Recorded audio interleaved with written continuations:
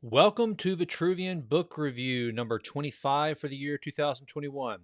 So, if this is the first review that you're seeing, let me give a little bit of background. So, first of all, the Vitruvian Project. What is it? It is my endeavoring to create perfect proportion in myself, emotionally, physically, spiritually, nutritionally. It's taking this idea of the Vitruvian Man, made famous by Leonardo da Vinci, in which he attempted to draw a man in perfect proportion. With that as my muse, I decided I wanted to create as perfectly balanced of a self as I possibly could. Now, here's the reason why. I firmly believe that if you and I strive to be the absolute best versions of ourselves, that will spill over and benefit our fellow man. I heard an example of this idea from Ben Greenfield that I thought was truly remarkable. Have you noticed, or of course, I'm sure you've noticed, every time you're on an airplane and they're giving instructions on what to do in the case of a crash, when the oxygen masks fall out, you're to put your mask on first. Now, why is that? It sounds like a selfish endeavor. And I know my natural instinct, if one of my daughters is sitting beside me, is to make sure their mask is on. However, the reason is so that you get your mask on, you get it secured, you get oxygen flowing, so then you can go help as many people as possible. Well, that's the idea with the Vitruvian Project. And in fact, my improve always and always motto. It's because I think that if I can get my oxygen mask on and I'm breathing properly and I'm functioning at the highest level, then I am most well suited to help the most people possible. Well, as part of this endeavor, I have decided to read no less than 52 books in a year, one book per week. And then I come on here and I review the book. One, I want to give you some feedback on some books that I have found that are rewarding. And I do a lot of research before I choose the book. Usually it's because a thought leader or someone that I respect has either told me about it personally or I've heard them review it themselves. So these are books that I vetted that I think I can benefit from. I read them, I come on here, and by having these book reviews, it does a couple things. The best way to learn something and to retain it, excuse me, is to teach it. So, in a way, this is kind of me not teaching, but just sharing as a way to ingrain the information that I've gathered in these books a little better. Also, it holds me accountable. I mean, if you came on my YouTube channel next year and I only had 25 reviews, and you'd be like, "Wow, what a loser! He didn't even get to the 52. Didn't even do his reviews." So it's a built-in accountability measure that I have created. So, with all that background, thank you for listening to this review. So, the one this week that I am reviewing is Big Little Breakthroughs by Josh Linkner. This was a great read, and I think this is for anyone who is an entrepreneur, or maybe you're just kind of at work and you're stuck and you're trying to break through to do more, to not, I want to say get noticed, because you should never do anything to get noticed. If you want to get noticed, just do really, really good work.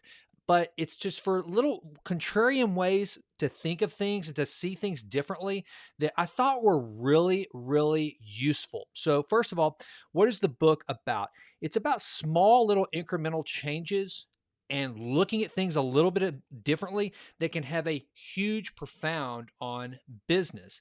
Um, what is being said in detail in the book and how is it being said? So, what Linkner does is he gives specific examples of people and companies that have reached great breakthroughs by just making small little changes.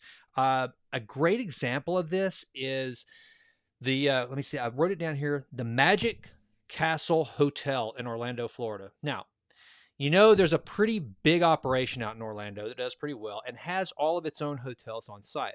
However, there's also a smaller hotel called the Magic Castle that is always booked full, and it's even received a 1,000-point rating on Yelp. There's an example in the book of a little girl who said, this quoted in Yelp as saying, "My daughter says that the Magic Castle deserves 1,000 stars or 1,000 whatever rating."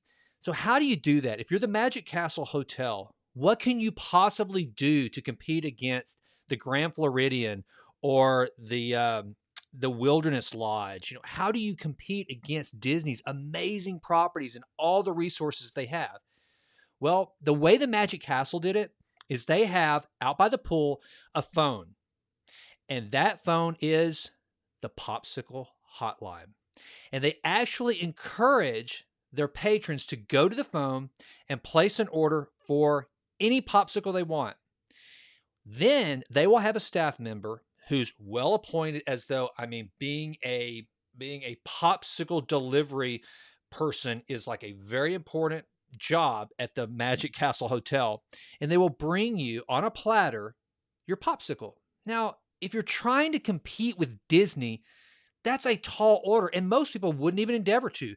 They would just stay along with the likes of the other economy chains or whatever. But the Magic Castle Hotel figured out this one small thing that could give them a calling card. Their small little breakthrough was a popsicle hotline. So it's specific examples like that that Josh Linkner gives you that I think are very, very impactful. Is the book true in whole or in part? It's all true. That's what I like about this book. It's not just a bunch of theory and philosophy. It's example after example of people doing real things in real life, either individually or corporately. Again, doing things to stand out. And one of the things that I thought was really, really cool was this idea that, let's say that you can't be the best or the biggest at something. Well, what if you decided that you wanted to be the only at something? Now, you have to think this through. I mean, if you're the only grocery store with a 14 gold carat plated toilet, that's probably not going to get you a big following. However, if you are the only hotel for kids that has a popsicle hotline, you just might be able to stand out. I remember whenever I worked for an online retailer, it was a luxury watch retailer, luxury pre-owned watch retailer, and it was new to the space. The company was one of the very first in that market, basically taking the idea of the certified pre-owned car and putting it in luxury watches. I mean, there's some of these watches that sell. I think our average sale price at this company that I was advising for was $5,000. Some of these pieces going up for like $1 million. I mean, it's a big business. These collectors are really serious, and when we were trying to stand out in the crowd and get people convinced and get their attention that, hey, it's okay to buy a secondhand Rolex that has been serviced and certified versus going and buying a new one at retail, it's hard to stand out in a market where people are already suspicious. So I made the suggestion whenever Paul Newman's actual Rolex came available, and those of you who are watch aficionados, you know that the Daytona Rolex that was worn by Paul Newman, it's a Panda or an exotic. It's got a black face with white dials, or maybe it's a white face with black dials. I can't remember right now. It's weird how you can't remember those things as you're thinking about them. But anyway, it's like the holy grail of Rolexes. Everyone wants the Newman Rolex. Well, not only was this a Newman style Rolex that was coming to market, but it was actually the Paul Newman Rolex. I think, if I'm not mistaken, it was some guy's, maybe his son-in-law, or at least a boyfriend of one of his daughters, who he had just given this watch that became legendary. He just gave it to him, and somehow it surfaced. Either the former son-in-law or boyfriend brought it out and said, "Hey, everyone wants the Newman Rolex. Well, this is the actual Newman Rolex." I made the argument that we should buy that watch. Now, I thought at the time it was probably going to sell for around $3 million. I think it sold for 13, if I'm not mistaken. Again, I've slept since all this transpired. But my argument then was, look, if you are at the company that owns the Newman Rolex, that speaks volumes. We were never going to be able to compete head to head against Rolex or Omega or Patek Philippe, but I thought this was something we could do that was out of the ordinary to get some attention. Well, it's this sort of thinking that Josh Linkner proposes. If you can't be the best or the biggest at an industry, then why not do something, that you're the only? So just that, these little practical examples like that are really, really cool.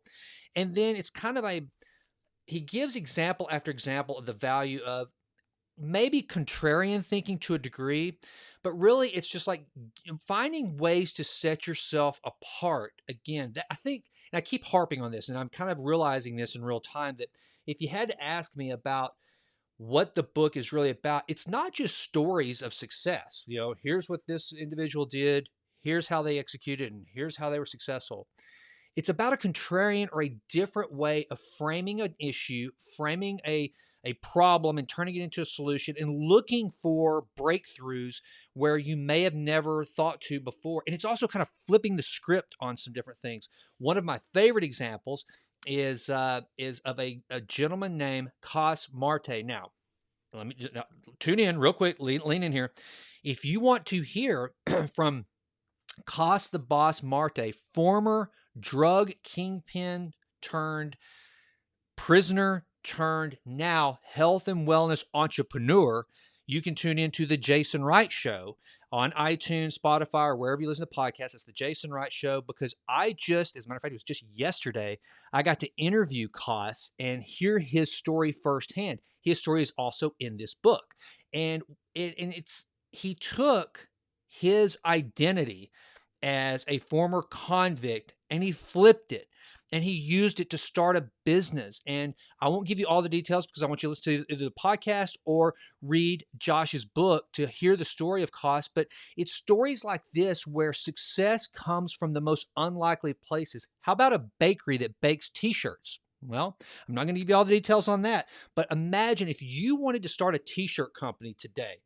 How in the world would you stand out? I mean, there is just company after company, right?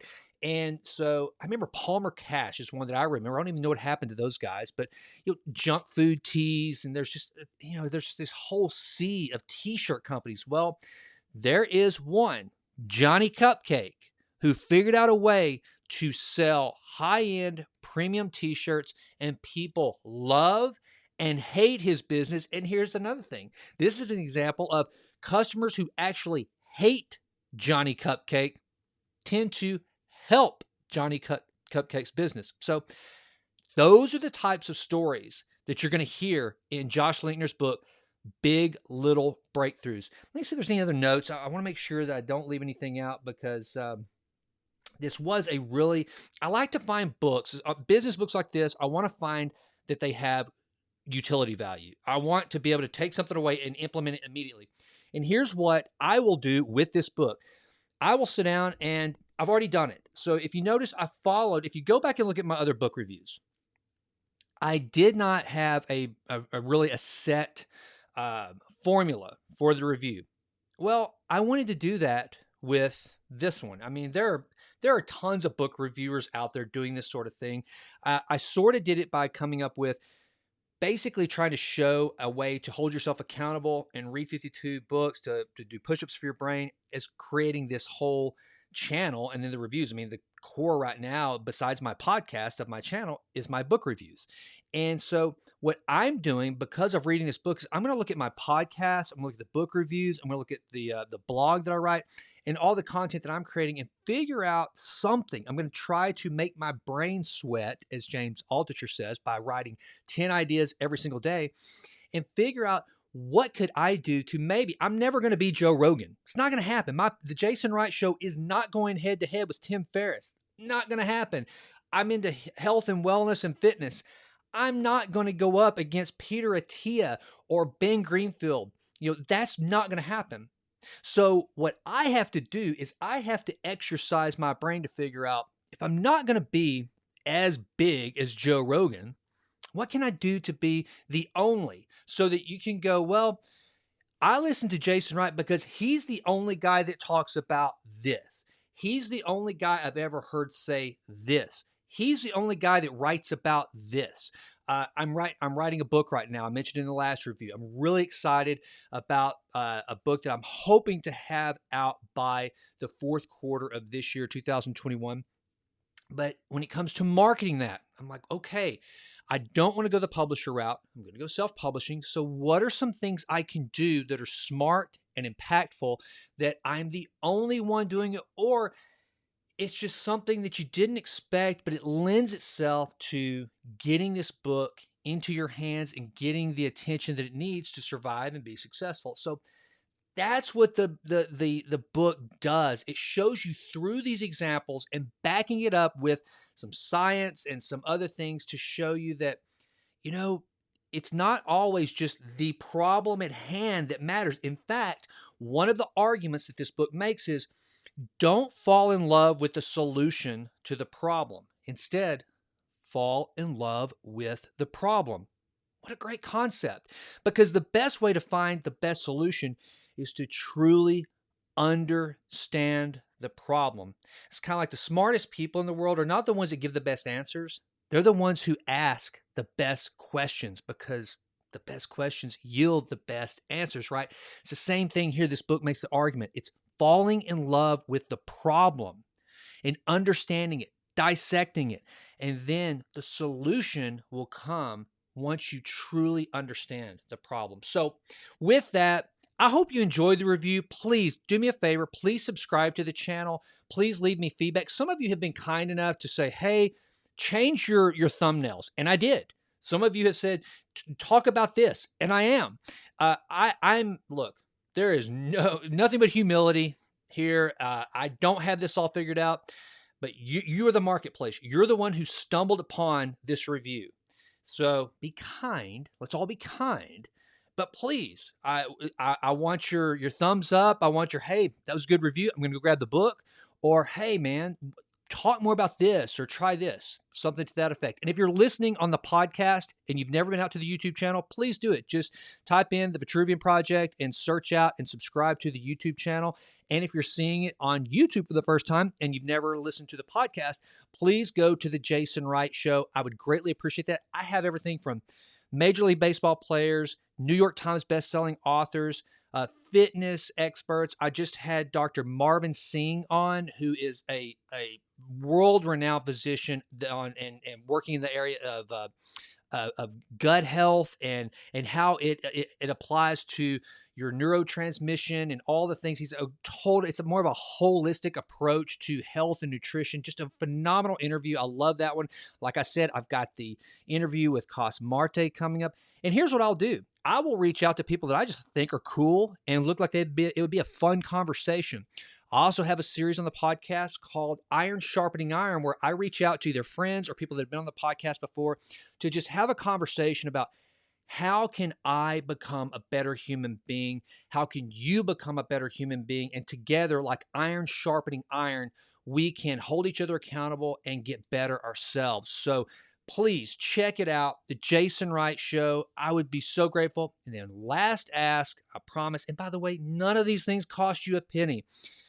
Go out to jasonwrightnow.com and subscribe to the Vitruvian Letter. This is my personal newsletter where I kind of condense all the content that I'm creating into one place, usually with one unique article to the newsletter that has to do with either some scientific research or just some ponderings that I have, some nutritional experiments that I'm making. Oh, I didn't talk about that. That's another thing that the book talks about. It's not about the 10,000 hour rule as Malcolm Gladwell made famous. It's more about the 10,000 experiment rule, which means trying different things to figure things out. So that's what I'm doing. I'm trying out a YouTube channel to help hopefully garner some support to the podcast. The podcast, I will probably start talking about the YouTube channel and just doing everything I can to get in front of as many people and share this desire and this mission to improve all ways in all ways. I hope you will join me in that endeavor. And with that, I will end this rambling and I'll finally say, here, let's double fist it here. I know you can't see this if you're listening on the podcast, but there it is on the screen here. Here it is in my hand. Big Little Breakthroughs. Great book. Go get it. I will have a link to it in the show notes, and I hope you'll grab it. With that, improve always in all ways. JW out. Thanks, guys.